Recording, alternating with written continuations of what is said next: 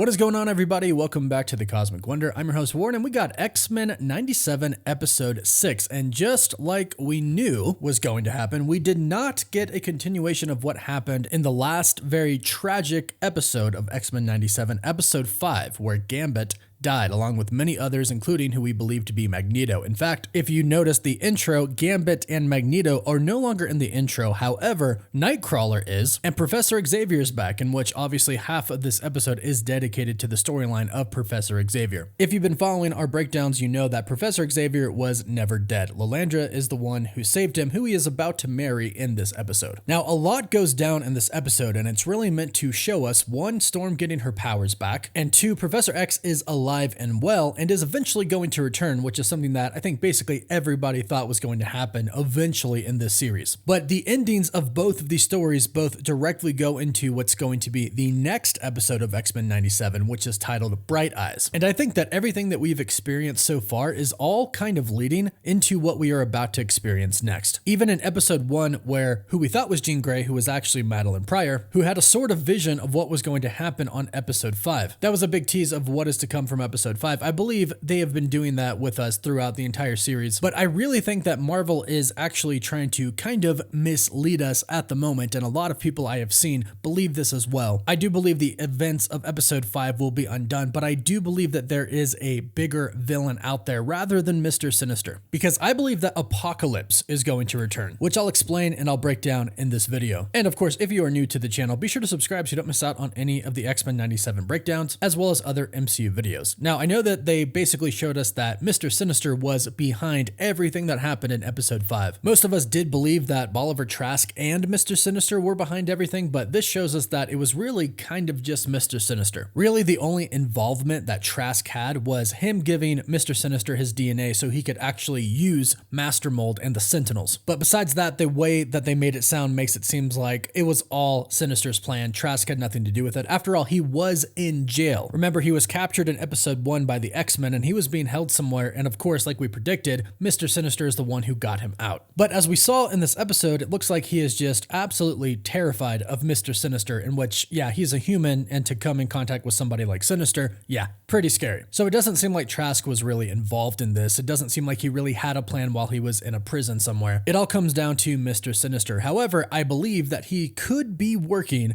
with Apocalypse. And if he isn't working with Apocalypse, he might have just set everything up for Apocalypse to enter. Now, for those who are wondering, Apocalypse is not dead in the X-Men animated series timeline. The X-Men never actually killed him. They essentially just trapped him, which at the time we pretty much knew, well, that's kind of a setup for him to eventually return. And since he is one of the biggest X-Men villains, it makes sense that he would return. Now, we do have a plot synopsis that has come directly from Marvel telling us what the next episode is about. So that gives us some insight into the next episode, but also in the theme song for last week and this week, they have shown a very specific scene of Cable and Apocalypse. And I think this is teasing us with an Age of Apocalypse storyline about to go down, because this scene right here is obviously very intentionally placed there. Last episode, it was put there and we saw Cable and Apocalypse, the same scene, and we thought, oh, what's that doing there? Maybe Cable is going to return, and lo and behold, he did. So it makes us believe that Apocalypse is eventually going to return as well. Cable did know the events that were about to happen and he tried to stop them, but we don't know what else is going to happen, but Cable does because he's a time traveler. Now, speaking of Cable, the next episode is titled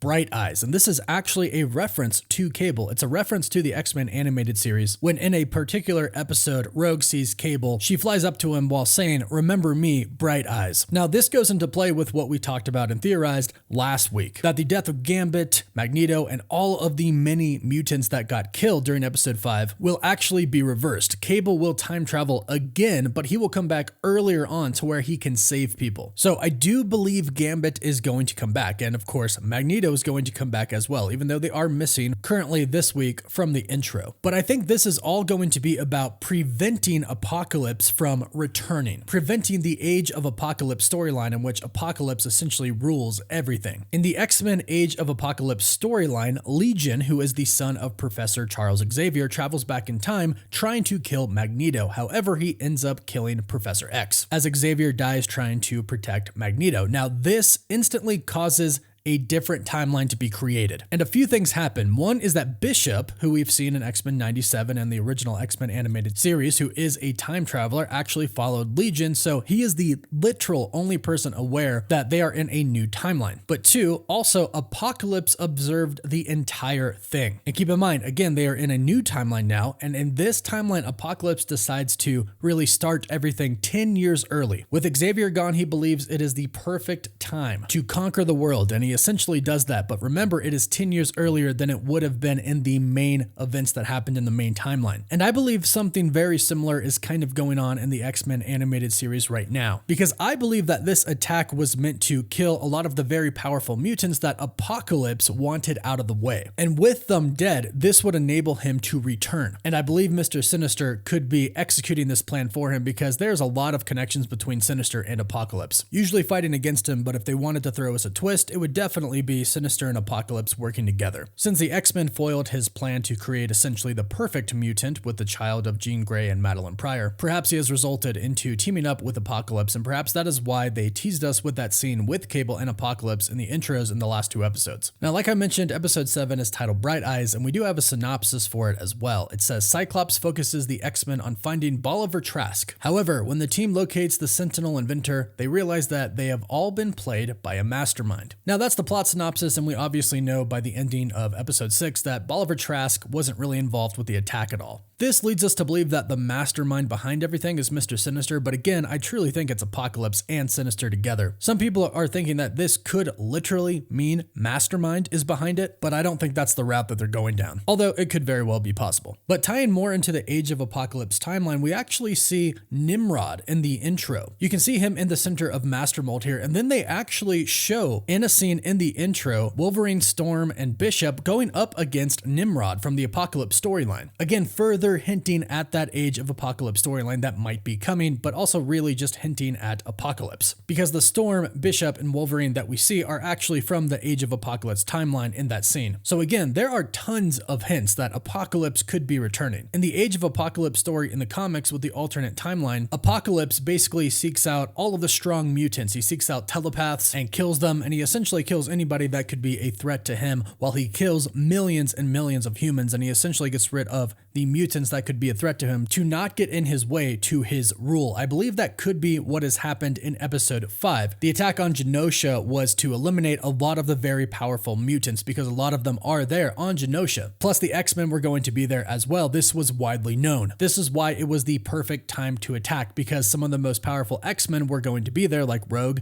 Gambit, Magneto, plus other very, very powerful mutants who aren't exactly a part of the X-Men team at this point in time, like Nightcrawler. Then you have people like Emma Frost and Sebastian Shaw. Basically, if you were trying to plan something like world domination and you needed the mutants out of the way, this was literally the perfect time to attack Genosha. Thanks to Magneto, a lot of the mutants throughout the world have been moved to Genosha, and again, the X-Men were there at that point in time, at least some of them, not all of them. Obviously, Cyclops, Wolverine, Jean, and others were back at the X-Mansion. So I do believe this could all be leading up to Apocalypse. Now, at the end of this episode, two things happened. Storm got her powers back, and she realized throughout the entire episode with the adversary that essentially it was herself holding herself back. The adversary the entire time was really kind of just a reflection of her own fears. Now, the adversary was a very real being. Obviously, we saw the adversary inflict real damage to Forge, so it wasn't just her imagination. The adversary itself was a real being, but it really just reflected the fears that Storm has, and the adversary was actually voiced by the same person who voices Storm in the series. And this is another just clever way of stating it's actually you that is in your own way by having the adversary be the same voice. But at the end, she overcomes all of her fears and she gets her powers back, and then of course she looks at the TV and sees what happened at Genosha. This is going to get her involved in the next episode. The same thing goes for Professor X, and we're going to do another breakdown on what exactly happened with him and the Shi'ar, because there are just a ton of things that we need to break down, including Vulcan, who is one of the most powerful mutants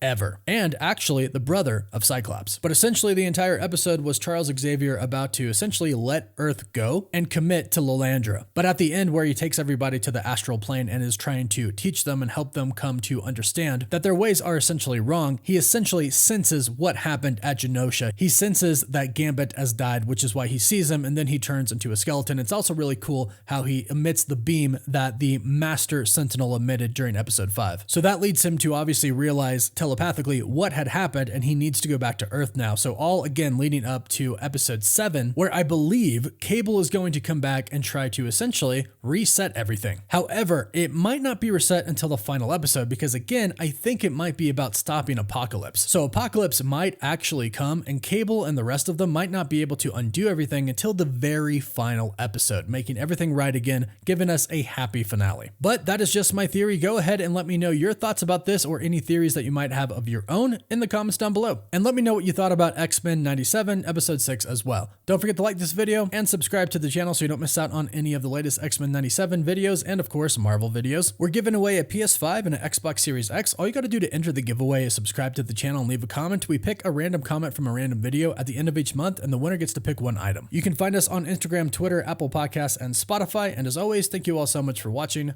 Wolf Wolf.